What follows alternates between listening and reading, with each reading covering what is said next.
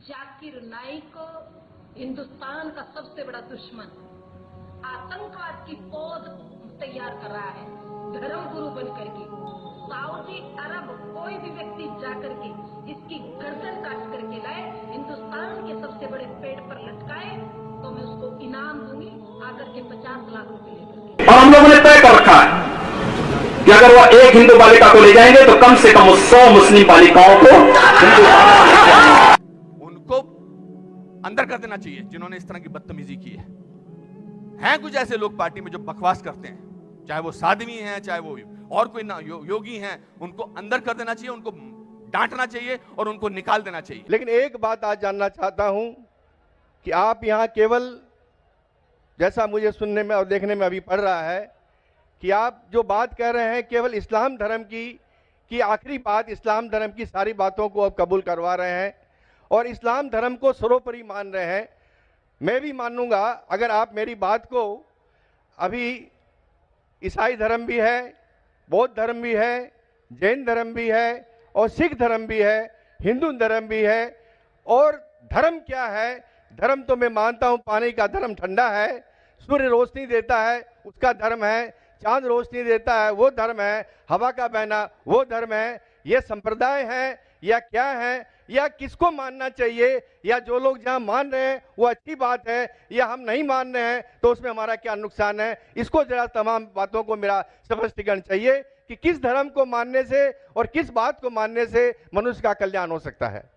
भाई साहब ने बहुत अच्छा सवाल पूछा है और बहुत अहम सवाल पूछा है।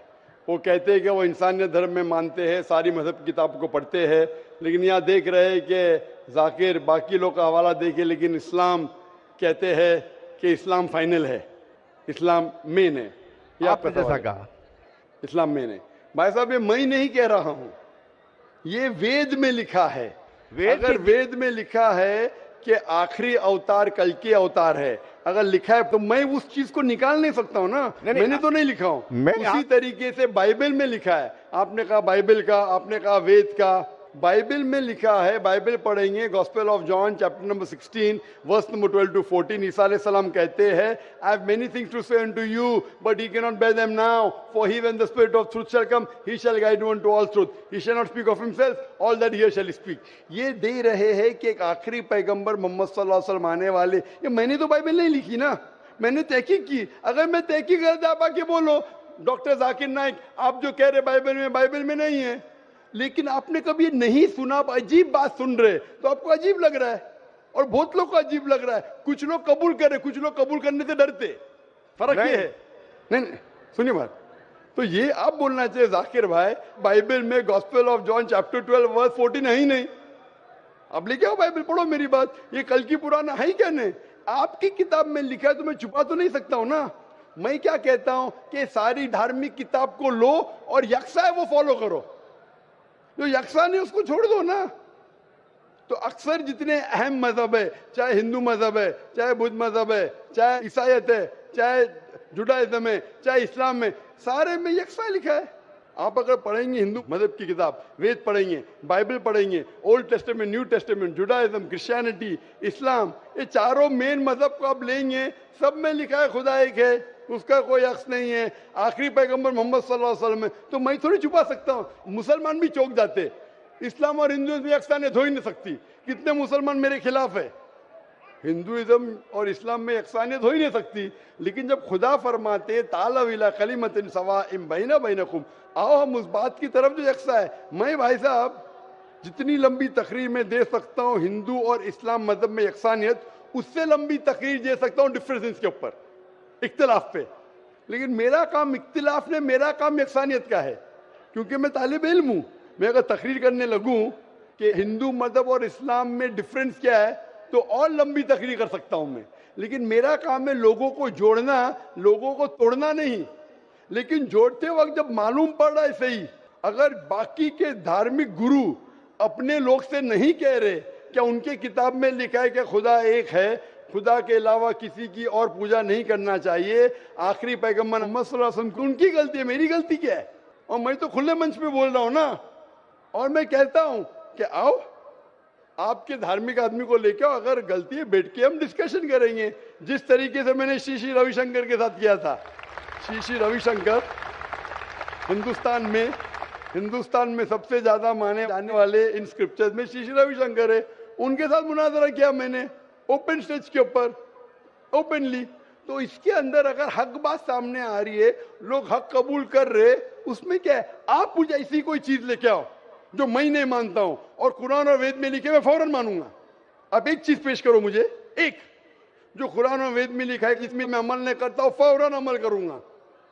भाई साहब समझ रहे हैं क्या बोल रहा हूं मैं? इसको कहते हैं इंसानियत। खाली मुंह से बोलना इंसानियत क्या है? ये तो पॉलिटिशियन का काम हो गया। मैं सब में मानता हूं, सब में मानता हूं, सब में मानता हूं, तो अमल तो करो।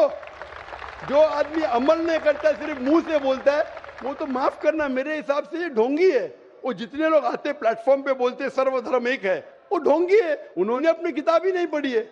ऐसे ढोंगी लोग से क्या बात करना? मैं हक की बात कर रहा हूं। आप एक चीज मुझे दिखाओ जो कुरान और वेद में लिखी है, मैं फौरन मानूंगा। चैलेंज करता हूं मैं, एक चीज लिखो जो आपके शास्त्र में लिखी और कुरान में लिखी है, फौरन मानूंगा मैं। इसको बोलते जिगर। यंग हूं मैं, आपसे यंग हूं, लेकिन जिगर रखता हूं अल्हम्दुलिल्लाह। बड़े मंच पे सिर्फ यहाँ ने दिगर ममालिक में जाके बोलता हूं, इसलिए लोग मुझसे डरते हैं। ये आ जाएगा तो पोल खुल जाएगा, भाई हमारी दुकान बंद हो जाएंगी। लोग बोलते हैं हमारी दुकान बंद हो जाएंगी। मैं जब जानता हूं मैं हक के ऊपर, और जैसा आपने सुबह में कहा था कि लोग विरोध करेंगे अच्छे लोग का, वही बात। मैं हक की बात क्यों, किससे डरना? खुले मंच पे कह रहा हूं, मुझे आजादी है देश में। अगर किसी को आने का मुकाबला करने का, तो डायलॉग भी करने को मैं तैयार हूं। ऐसा आदमी जिसके पास इल्म है, चाहे हिंदू मजहब का हो चाहे क्रिश्चियनिटी मजहब का हो, कोई भी शख्स जो 10,000 पब्लिक, कोई भी हिंदू कोई भी क्रिश्चियन दुनिया में जो अपने खुद की तकरीब पे 10,000 लोग को गैदर कर सकता है। यहाँ माशाल्लाह कितने लोग हैं? यहाँ तकरीबन 5-10 लाख लोग हैं बराबर। सिर्फ 10,000 अपनी तकरीब पे अगर वो जमा कर सकता है और मुझसे मुनाजरा करना चाहता है, मैं तैयार हूँ। कोई आलतू फालतू रस्ते वाले से नहीं, 10,000 लोग को अपनी तकरीब पे जमा कर सकता है वो, और मुझसे मुनाजरा करना चाहता है, मैं तैयार हूँ। क्योंकि मैं हक की बात करता हूँ। खाली बोलना सर्वधर्म क्या है? मैं सच्ची में लोग को एक करने चाहता हूँ, जो कुरान में लिखा है, जो वेद में लिखा है, जो बाइबल में लिखा है। वाकई ये मानना पड़ा कि उठ के अब बज़्म जहां का और ही अंदाज है, उठ के अब बज़्म जहां का और ही अंदाज है, मशरिको मगरिब में तेरे दौर का आगाज है। 2 पर माइक नंबर 2 पर अगर कोई गैर मुस्लिम भाई हैं तो अपना सवाल कर सकते हैं। सर मैं कहना चाहता हूँ कि जो वर्दी पहनते हैं वही क्या देशभक्त होते हैं? मेरा कहना आप समझ रहे हैं। और मैं आपसे, आपके हाथ से मैं कुरान को पाना चाहता हूँ, क्योंकि मुझे बहुत कुछ जानना है। मुझे कभी कभी लगता है कि ना भगवान है ना खुदा है। अगर नहीं भी माने फिर भी वो हमें सब कुछ देगा। क्यों हम लोग वेट करते हैं हिंदू मुसलमान बनने के लिए? ऐसा लगता है हमें। तो हमको बहुत जानकारी अभी बाकी है, हम जानना चाहते हैं। हमको लगता है कि ऐसा कुछ नहीं है, क्योंकि अगर स्वर्ग और नर्क है तो कौन देखा है, कौन जाके आया है और कहां पर है वो? अगर कोई गया है या किसने बोला है, मेरा माथा काम नहीं करता है। कहाँ है, किधर है? भाई साहब का 3 सवाल है। पहला सवाल है, भाई साहब ने कहा है कि वर्दी पहनने से क्या वो देशभक्त बन जाता है, ये आपका सवाल था। मैं वर्दी पहनने से देशभक्त नहीं बनता है। बहुत से लोग वर्दी पहन के अपने देश से गद्दारी भी करते हैं। तो वर्दी पहनने वाला देशभक्त जरूरी नहीं है। जो अपनी देश की रक्षा करता है और देश के लिए काम करता है, वो सही इंसान है। वर्दी जरूरी नहीं, वर्दी है या नहीं है वो कुछ अहम क्राइटेरिया नहीं। दूसरा सवाल आप चाहते कुरान मजीद मुझसे आप आ सकते हैं। तीसरा कि मैं कभी सोचता हूं कि खुदा है क्या नहीं है, क्यों लोग आपस में झगड़ते, स्वर्ग है क्या नहीं है, किसने देखा स्वर्ग है क्या नहीं है, तो क्या करना क्या जानना। भाई साहब आपने कभी किसी को 10 मारने से खुद ही मारते देखा? भाई साहब नहीं देखा तो 10 मारने से खुद ही मारेंगे? मारो खुद ही ना। क्यों नहीं मारेंगे? क्यों नहीं मारेंगे? क्योंकि मर जाएंगे। मर जाएंगे। नहीं देखा फिर भी यकीन है। आपने किसी को मरते हुए देखा 10 मारने से खुद ही मारते हुए? नहीं सर। सुना सिर्फ ना? सुना है। सुना, यकीन क्या है ना अपनी बुद्धि पे।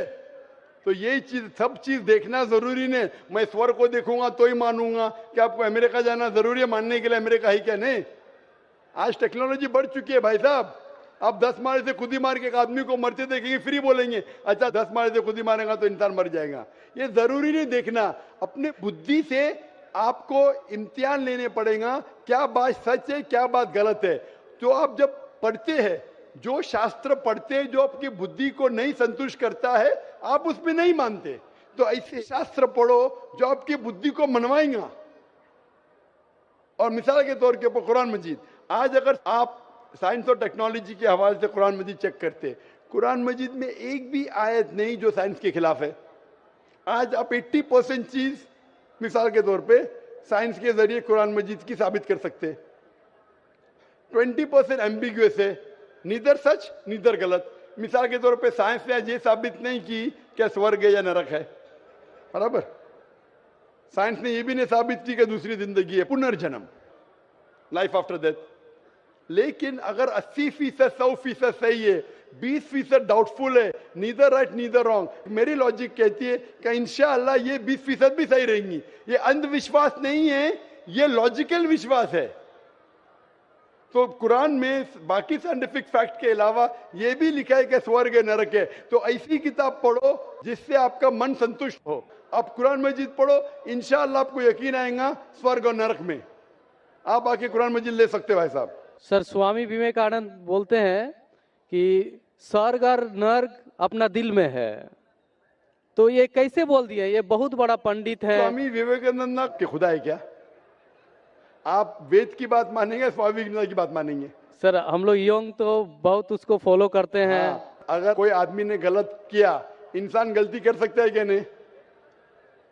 इंसान गलती कर सकता है क्या नहीं? कर सकता है सर, कर सकता है। तो कोई इंसान कुछ चीज कहता है, आपको देखने पड़ेगा वो सही है क्या गलत है। मैं भी इंसान हूं, मैं भी गलती कर सकता हूं। गलती क्या तो बोलूंगा सॉरी भाई, इंसान हूं, गलती कर सकता हूं। कर सकते क्या नहीं? तो अगर स्वामी विवेकानंद ना वेद के खिलाफ बात करे तो उसकी बात मत मानो। जो बात वो वेद के मुताबिक करते वो बात मानो। आप समझ रहे? मेरा भी कोई जुमला मिला जो कुरान के खिलाफ है, मेरे जुमले को भी फेंक दो ना। स्वामी विवेकानंद ना दूर की बात है, मैं अगर कुछ कुरान और सही हदीस के खिलाफ बोल रहा हूं तो मेरी बात भी मत मानो। मेरा 2 स्टैंडर्ड नहीं, मेरा डबल स्टैंडर्ड है, 1 स्टैंडर्ड है।